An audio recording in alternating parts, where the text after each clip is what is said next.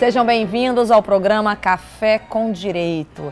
Pela primeira vez, o programa Café com Direito sentiu uma grande necessidade de falar sobre um tema que eu considero obscuro ainda. E dentro do nosso estado da Paraíba, pouco se fala, mas a gente precisa conhecer porque é a bola da vez. Crime do colarinho branco. Vamos conhecer um pouco mais sobre essa modalidade e como é que é a legislação específica. E o nosso convidado é o advogado Guilherme Moura, que também é membro do TED aqui da Paraíba. Doutor Guilherme, seja muito bem-vindo ao programa Café com Direito. Obrigado, doutora Sheila. Olha, assim, a gente fala que é um termo técnico, mas ele é bem comum, crime do colarinho branco. Vamos tentar esclarecer quais são os crimes que estariam envolvidos e que a gente pode considerar um crime de colarinho branco? Normalmente os crimes de colarinho branco são os crimes que não têm violência nem ameaça contra a pessoa. Estariam envolvidos aí crimes de estelionato, crimes praticados por funcionário público, crimes praticados por empresários, principalmente por políticos. Vai desde corrupção até mesmo lavagem de dinheiro, crimes contra a ordem tributária, crimes contra o sistema financeiro. Então tem um leque de opções aí criminais que são praticados por pessoas que não cometem nenhum tipo de violência. Tá, esse tipo de crime, ele tem um tratamento diferenciado. É claro que, né, para cada tipo penal existe a pena específica e às vezes até algumas legislações bem específicas, no caso de corrupção, e aí vai. Mas no todo, no conjunto, diria que é uma legislação mais privilegiada para crimes de colarinho branco, com penas menores, não é? Como é que a gente poderia tentar diferenciar esse crime diretamente patrimonial em relação até os outros crimes envolvidos com a questão da vida e da violência? Pois não. A maioria dos crimes de colarinho branco estão previstos em leis especiais, mas grande parte está no próprio Código Penal. Exemplo dos crimes praticados por funcionários públicos: corrupção, concussão, prevaricação, mas também existem crimes que estão previstos em legislações extravagantes, que não estão previstos no Código Penal. Exemplo do crime de sonegação fiscal, exemplo dos crimes ambientais e dos crimes contra o sistema financeiro. Olha, a gente, de um tempo para cá, não que seja novidade o crime do colarinho branco, mas se tem apurado mais, ou está muito mais presente essa questão na mídia, no todo. É como se fosse uma depuração, né? Aquela história da questão da ética, da questão da política, por exemplo. Né? Foi um burburinho em relação a isso. E dentre essa questão desses crimes de lavagem de dinheiro, e aí vai, você teve alguns termos técnicos que surgiram e as pessoas realmente, o cidadão comum, ele não compreende e muitas vezes, até na seara jurídica, os nossos colegas advogados, ainda não têm a dimensão ou conhecimento sobre a dilação premiada, né, sobre a colaboração. Tá? Como ela funciona e se puder começar um pouco da história, porque ela não é uma coisa de muito tempo, que a gente tem uma vasta experiência. Ela vem surgindo aos poucos, correto? Corretamente.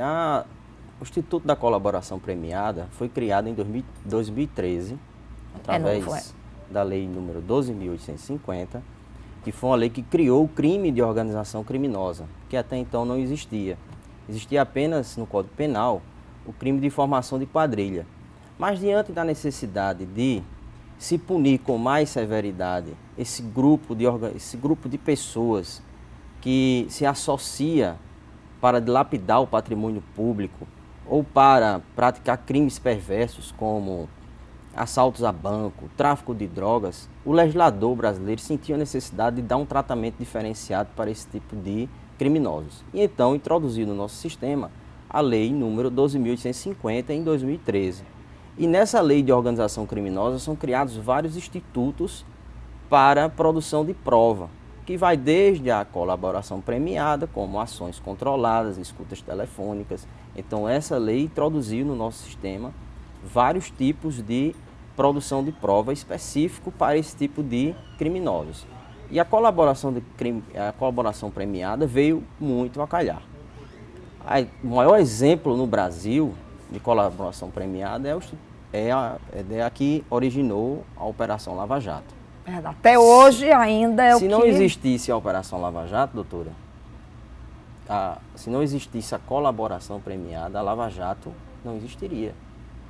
Não existiriam tantos crimes descobertos pelo Ministério Público Federal e que causaram muitos prejuízos à nossa nação. O conhecimento até, né? Viemos a conhecer realmente o prejuízo. E essa Operação Lava Jato é basicamente o princípio, a primeira operação que se utilizou com tanta eficácia o Instituto da Colaboração Premiada. O início da Operação Lava Jato, em 2014, nada tinha a ver com o que aconteceu com o escândalo da Petrobras, com o escândalo envolvendo o Partido dos Trabalhadores. Não tinha ainda, a princípio, esse objetivo. Investigava-se doleiros lá em Londrina e existia um deputado que tinha ligação com um funcionário da Petrobras, Paulo Roberto Costa.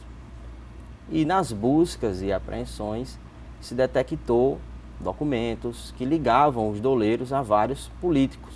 E então, um dos doleiros, o Alberto Youssef, começou a fazer um acordo de colaboração premiada com o Ministério Público e, a partir daí, desvendou uma série de crimes praticados por políticos, por deputados, senadores.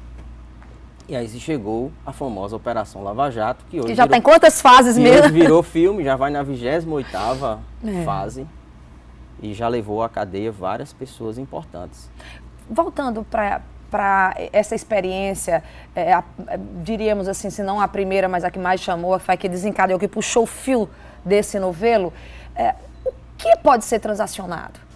Como é que é feito esse acordo? Quais são os termos desse acordo?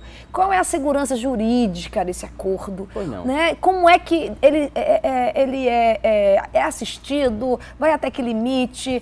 Qual é o peso do que está sendo dito? Tem que ser documento? Realmente, como isso funciona e os seus limites? Pois não.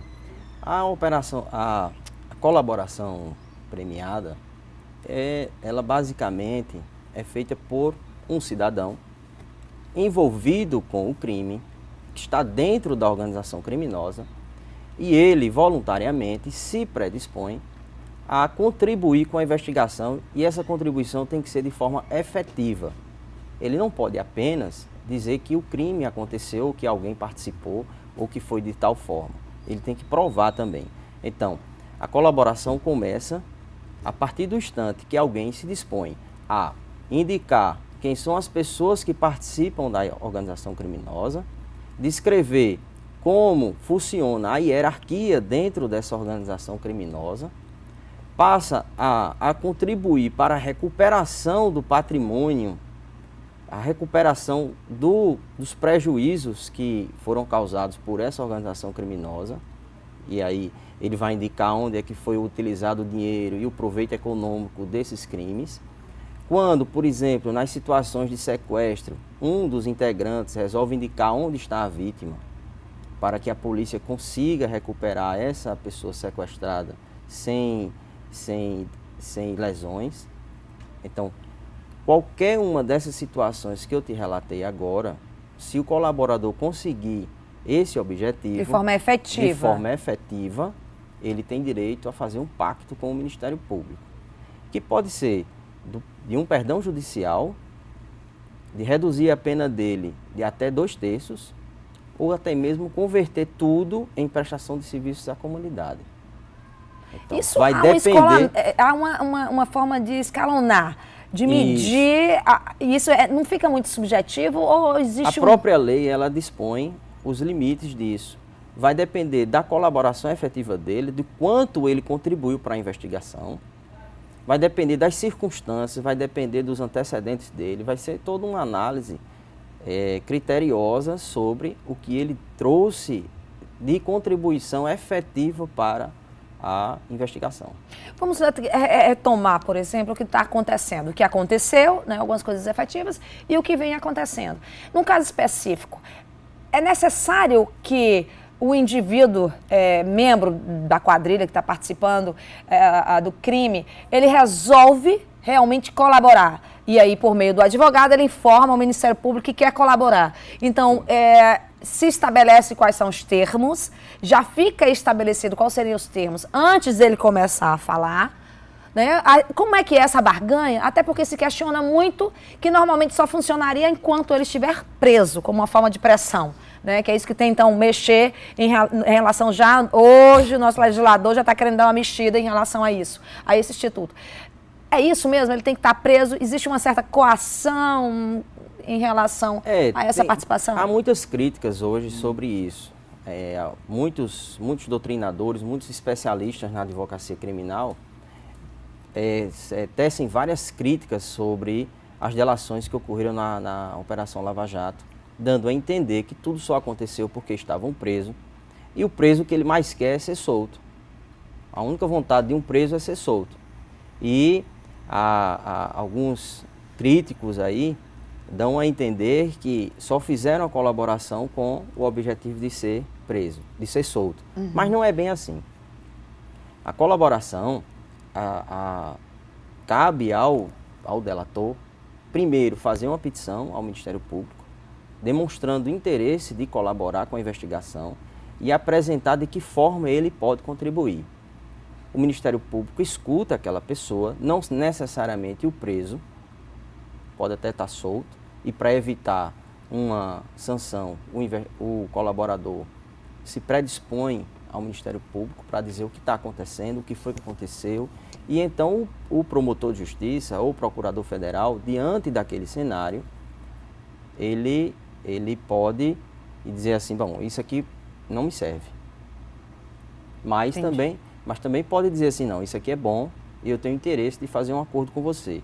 Porque a partir do instante que é firmada a colaboração, o acordo de colaboração, o delator, ele é obrigado a falar a verdade, ele perde o direito de silêncio e ele não pode mentir. E aí é onde vem a tal das escutas também, né? E aí ele consegue gravar. Aí o colaborador indica, por exemplo, onde ele pode não ter as provas, mas ele pode indicar para o Ministério Público onde estão essas provas ou como chegar até essas provas. E aí vem as escutas telefônicas, a partir do que o colaborador falou, o Ministério Público vai fazer um pedido.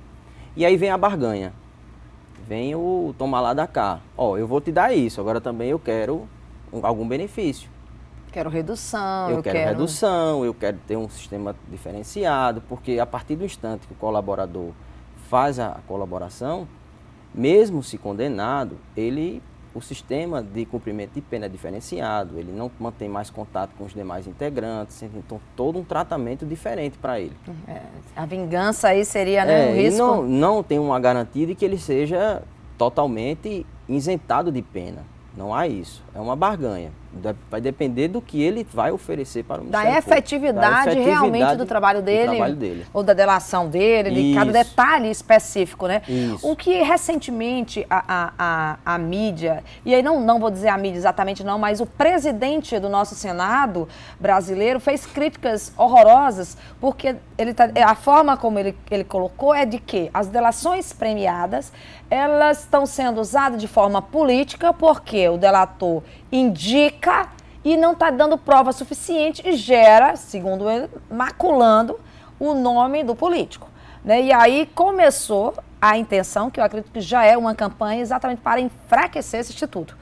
Né? A intenção do legislador é enfraquecer esse instituto, uma vez que ele, né, foi por meio dele que a gente está vendo aí as decepções dos nossos políticos e muitos presos, né, envolvidos nessa rede, né, de corrupção. Mas você vai ficar aí conosco assistindo o programa Café com Direito, que a gente vai retornar aqui com o Dr. Guilherme Moura para falar mais sobre esse assunto. Não saia daí.